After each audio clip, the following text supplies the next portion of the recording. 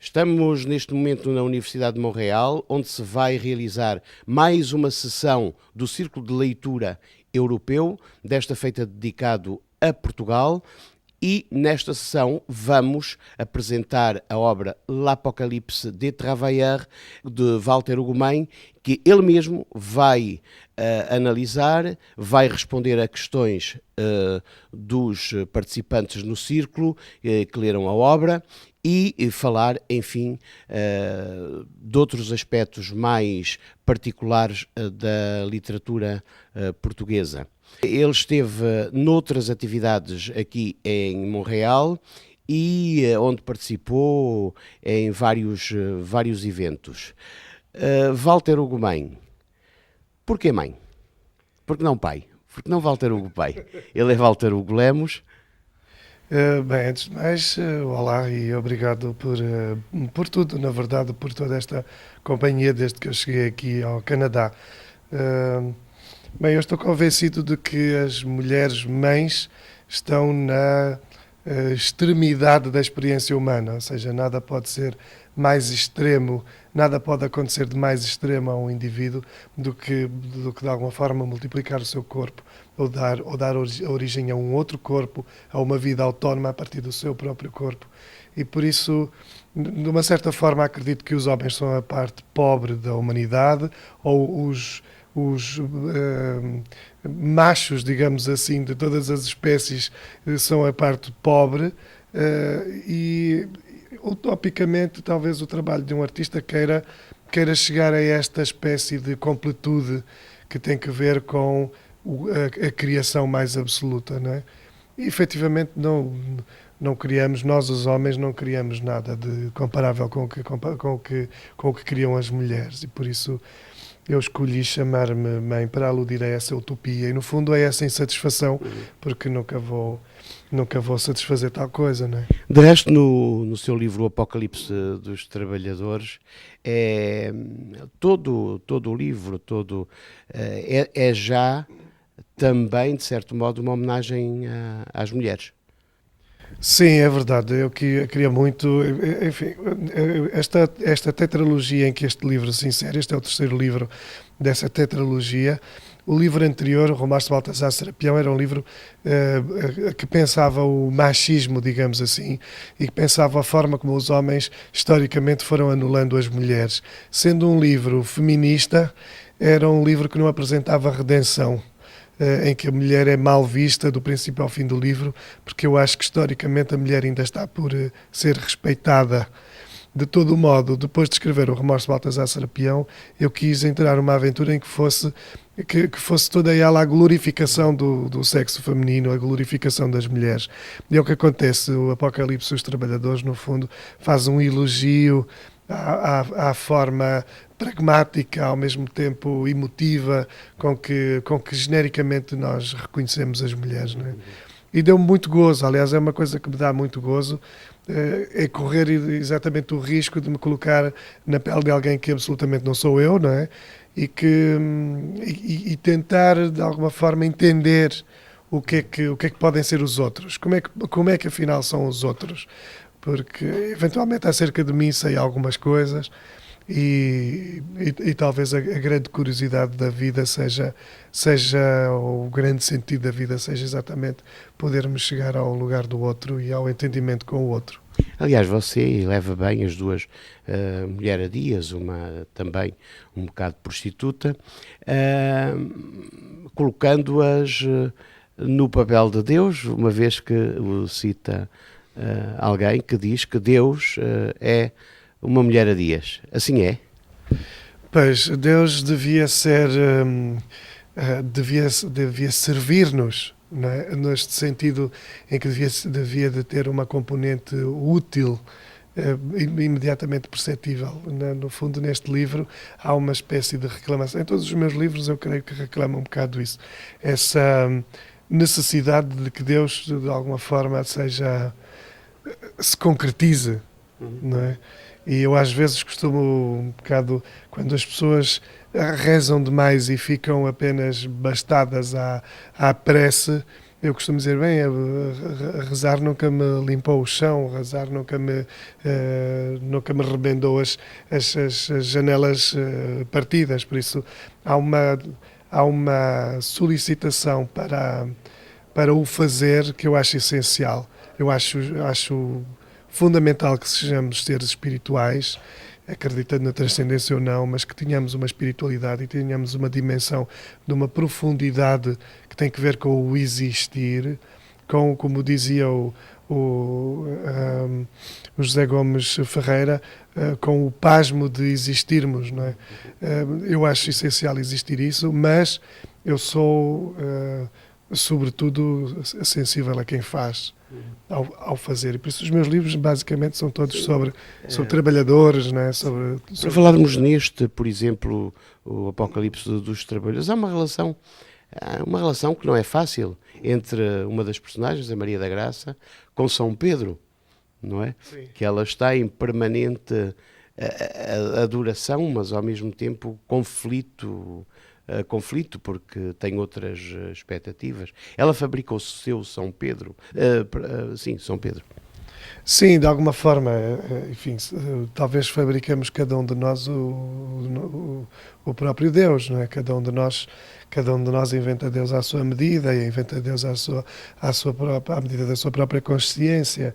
E a Maria da Graça, noite após noite, nos seus sonhos, pesadelos, vai incitando um diálogo contínuo com São Pedro, que a impede de entrar no céu, porque ela não está no tempo, porque ele entende que não é o tempo dela entrar no céu, não é o tempo dela morrer, no fundo, e ela vive angustiada com essa expectativa de perceber, afinal, o que é que a morte lhe reserva e se a morte a pode levar à felicidade.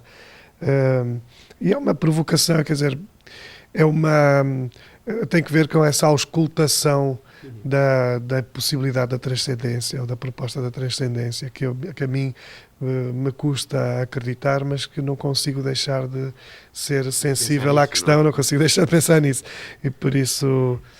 Aliás, o Walter tem uma filosofia a propósito da morte que, de um certo modo, ela se sente, se percepciona nas suas obras, que é a sensação de que se morresse hoje mesmo, aqui, a sensação de ter tudo o que havia para fazer feito. É um bocado raro isso, não é?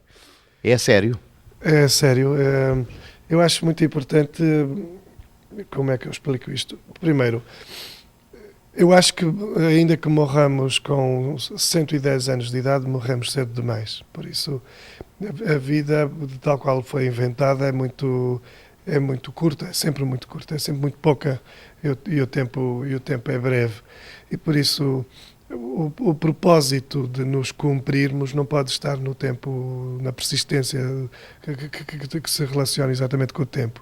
Não é o facto de morrer com 40 anos que me vai criar exatamente uma desvantagem em relação a alguém de 80 anos que eventualmente nunca fez nada na vida, nunca se realizou de maneira nenhuma, nunca cumpriu nada e se calhar nunca teve um gesto de alteridade profundamente dignificador. E por isso não é a questão da idade que nos completa, digamos assim, não é o perdurarmos.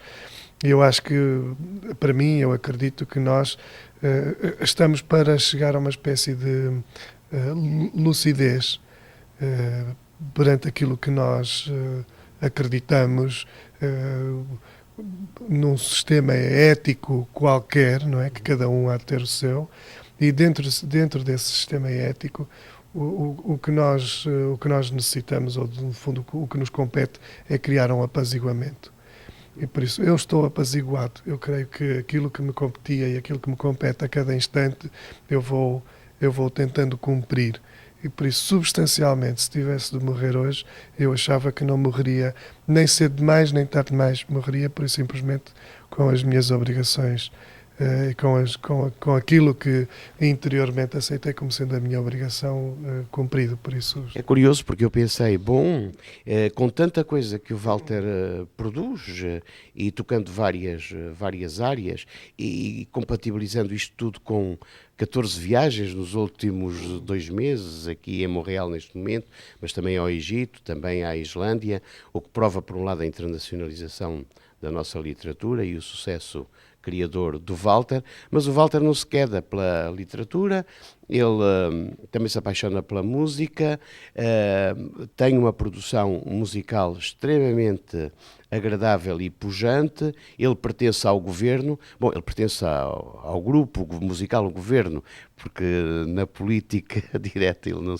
se mete, e com uma produção realmente incrível. Para além das suas obras, temos aqui O Filho de Mil Homens, A Máquina de Fazer Espanhóis, A Desumanização, O Apocalipse dos Trabalhadores, que já falamos, e mais outros 3 romances, para além de escrever no jornal o JL, Jornal de Letras, com uma crónica mais ou menos regular, aqui está, Ramsés II, portanto, da última viagem ao Egito, e portanto há toda essa grande produção que alinha com esse tipo de pensamento, do não deixar coisas adiadas. Fazer tudo e mais alguma coisa é porque, efetivamente, não há tempo para adiar qualquer coisa, não há tempo porque aquilo que fica adiado eventualmente está-nos a adiar a nós. E tem que ser aquele momento, não é? E tem que ser, e acho que eventualmente vivemos demasiadamente envergonhados pela hipótese de arriscar, de arriscar, não é? As pessoas não arriscam, não querem, gostariam de fazer isto ou fazer aquilo e têm vergonha de tudo. E eu acho que não, eu sou uma pessoa até tímida, até acho que sou uma pessoa tímida, mas acho que não posso deixar que a vergonha me impeça de fazer aquilo que me apetece fazer. Walter Ugumem é prémio José Saramago de 2007 e José Saramago, na altura, disse algo que eu subscrevo, não sei se o Walter subscreve, que é o Walter Ugumem, pela sua omnipresença de que já falamos, é um tsunami literário. Eu diria que é um tsunami, tirava o literário, é um tsunami, a forma como encara a vida. Sente-se confortável nesse epíteto do nosso Nobel da Literatura? Mas sou um tsunami muito calmo, sou um indivíduo que procura o sossego, mas de facto faço muitas coisas e há uma rapidez no modo como efetivamente vou passando pelas coisas e que acaba por pôr uma espécie de voracidade, essa urgência. Isso sinto, embora seja um indivíduo calmo e verdadeiramente apaziguado com muitas coisas, sou um indivíduo urgente, nesse sentido de não deixar para depois, nesse sentido de não desperdiçar, nesse sentido de não permitir ou não prestar atenção a alguma coisa que verdadeiramente mereça atenção. E por isso acho que o Saramago reconheceu isso em mim, reconheceu isso no livro que ganhou o prémio com o nome dele, e fiquei-lhe muito grato. Acho que tem uma componente de generosidade nessas afirmações dele, mas eu compreendo isso, compreendo por este ponto da urgência. Obrigado, Walter Ugumem, e esperamos que nos venha visitar, uma vez que gostou de cá estar. Haverá com certeza outras oportunidades e resta-nos despedir. Foi Luís Aguilar para Montreal Magazine, no âmbito do Círculo de Leitura Europeu.